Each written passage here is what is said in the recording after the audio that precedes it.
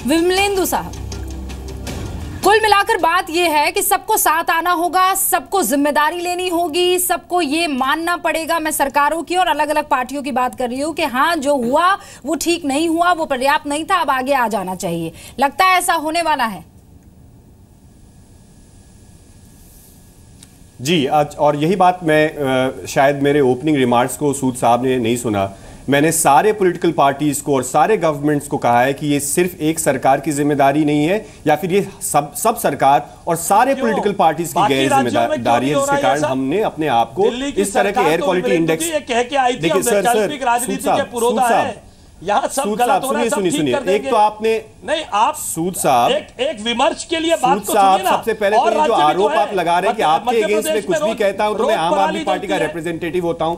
मैंने सब पार्टीज के बारे में के अगेंस्ट कहा है कि सबने अपने सवाल ही नहीं उठता यहाँ पर। नहीं निभाया। पहले तो ये तर्कहीन बात है आप केंद्र में हैं, दिल्ली में अगर प्रदूषण फैल रहा है तो उसके लिए केंद्र सरकार को कदम पहले क्यों उठाए? 365 दिन आपके केंद्रीय, मैं बताता हूं आपको, क्योंकि मैं केंद्रीय मंत्री जो है, पहले एमसीडी स्कूल बंद कर सकती है, दिल्ली सरकार ने क्यों नहीं किया? केंद्र सरकार की एडवाइजरी के बाद दिल्ली सरकार ने इसलिए मीटिंग कैंसिल कर दी क्योंकि मनीष सिसोदिया अरेस्ट हुए थे। इसमें सवाल क्यों नहीं पूछते आप? देखिए, मेरे को आपकी राजनीति से कोई लेना देना नहीं है, मुझे पर्यावरण की राजनीति करनी है। मुझे अपनी बात रखनी दीजिए। लेना देना है। आप आम आदमी पार्टी के प्रवक्ता की तरह व्यवहार कर रहे हैं। आशीष जी, एक सेकंड, वो एक एनवायरमेंटलिस्ट के तौर पर हमारे साथ इस कार्यक्रम में जुड़े हैं, वो आम आदमी पार्टी की तरफ से नहीं जुड़े हैं। आम आदमी पार्टी को लेकर उनका किसी तरह का कोई वक्तव्य नहीं है। क्लियर कर देते हैं आशीष। सरकार ने सुनिए एक सेकंड, आशीष जी करने आए, कह रहे हैं। एक मिनट मुझे कहने दीजिए। आशीष जी एक सेकंड, प्रिजम्पशंस के साथ डिबेट नहीं हो सकती। एक सेकंड रुकिए। आप मेरी एक बात मैं ये कह रही हूँ, एमसीडी स्कूल बंद करे या दिल्ली सरकार स्कूल बंद करे या केंद्र सरकार स्कूल बंद करे। सर, मेरा ये सवाल है कि स्कूल बंद क्यों हो? खराब हवा की वजह से।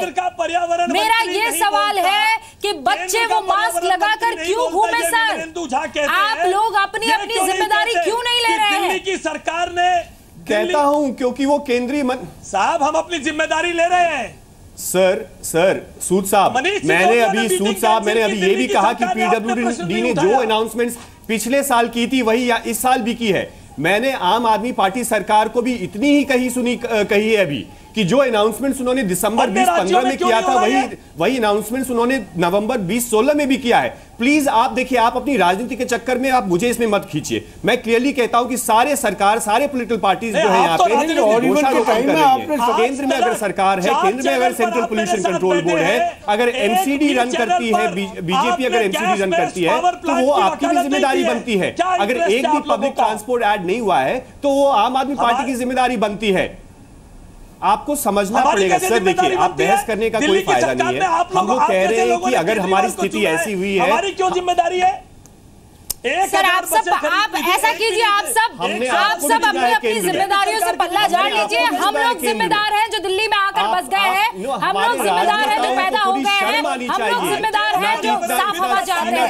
एक सेकंड, आप आशीष जी रुक जाइए, एक सेकंड विमलेंदु जी रुक जाइए। हारून यूसुफ साहब पूरी हो जाती है क्या?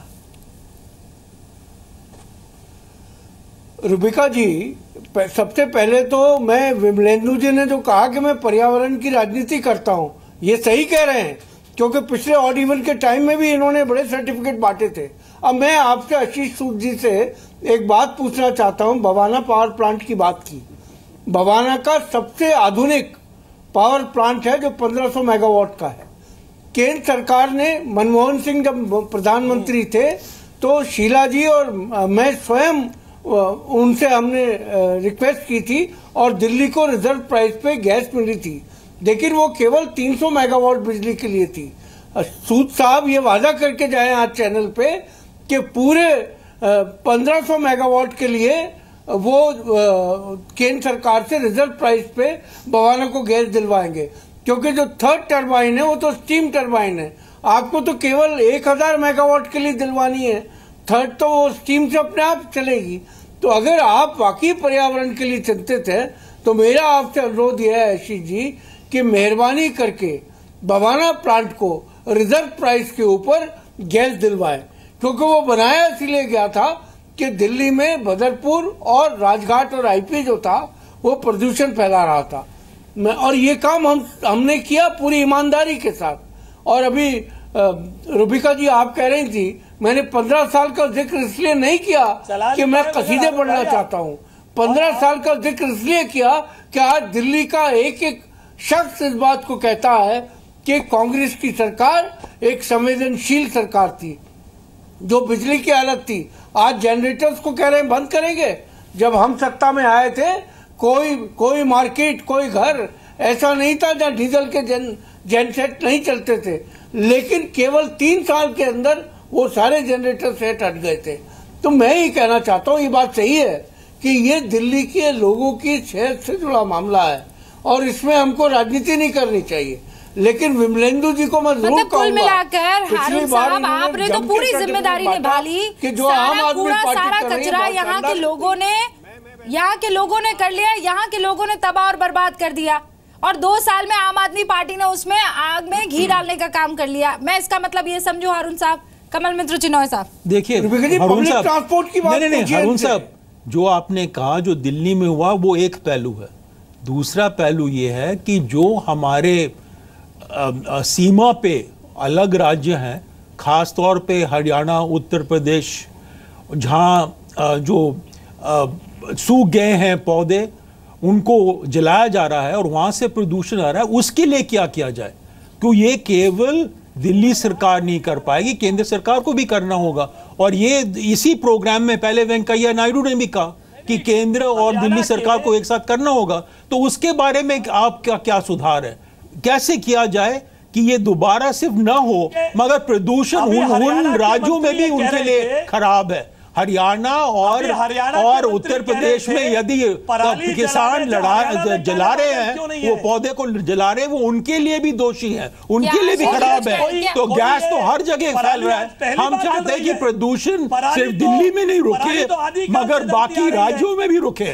सूद साहब, ये बात अब दिल्ली की नहीं रही, प्रदूषण दिल्ली में आ रही है, दिल्ली से भी प्रदूषण बाहर जा सकती है, इसीलिए हमें दिल्ली में भी देखना होगा और राज्यों में देखना होगा। और ये वेंकैया नायडू साहब ने आपके प्रोग्राम में ये कहा है, पार्टी और केंद्र सरकार ये कहेगी कि हमने ठीक करा दिया। सफर तो दिल्ली और आसपास के राज्यों के लोग कर रहे हैं। आशीष साहब, एक छोटी सी बात है, ये पार्टियों के हिसाब से तो पोल्यूशन होता नहीं है। एक बात बताइए कि हरियाणा में बीजेपी है, पंजाब में उधर, हरियाणा में, सर सुनिए, इस हिसाब से तो नहीं है। हरियाणा के मंत्री को आपने सर नासा की सैटेलाइट इमेजेस आई है आशीष जी, पराली जलने से काले बादल क्यों नहीं है? मैं ये कह रही हूँ पॉलिटिक्स साइड में रखिए, तस्वीरें बयां कर रही है कि वहां पर जो ठूटे जलाई जा रही है उसकी वजह से पोल्यूशन आ रहा है।